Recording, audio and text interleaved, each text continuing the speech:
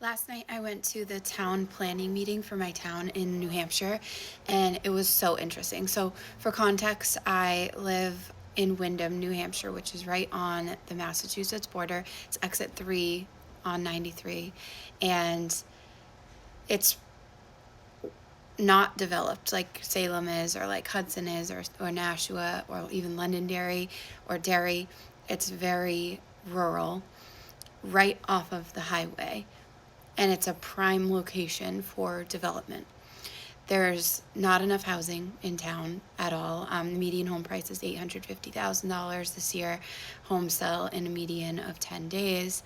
Everything moves very quickly, and people really want to live here because we have some of the highest rated schools in the state of New Hampshire. So we're very close to Boston, 35 miles north of Boston. Amazing schools, in my opinion. And you can get, a good amount of property for less than you can in a comparable town in northern Massachusetts. So at the town planning board meeting last night, the big thing that's come up this year is that the state passed House Bill 631, which I've talked about in previous videos, which allows for multifamily properties to be built in commercially zoned areas.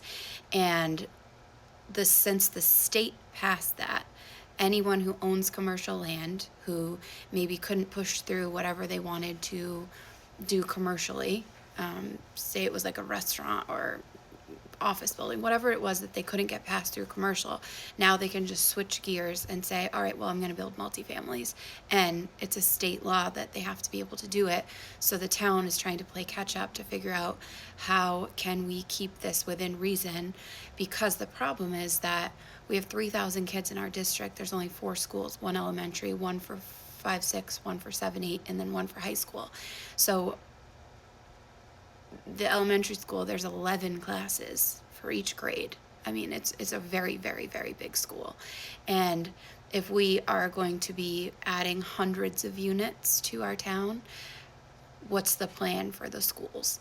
And so it was just a really interesting meeting last night. There were a few things that the town can do as far as almost like putting in tighter restrictions on what the town allows in these districts, so that when people do inevitably build these commercially zoned properties, they will have some sort of restriction, so that maybe, for example, one of the things that the planning board came up with was having each building in these zones only allow 6 units, rather than, maybe the developer is thinking for doing 300 units. Like, who knows what they're thinking. I'm not privy to those conversations. But so there's different things that the town can try to do. The other thing was that the town wants to try to say that each project can only have a certain maximum impact on the schools, and that's kind of hard to quantify. But basically they would go off of,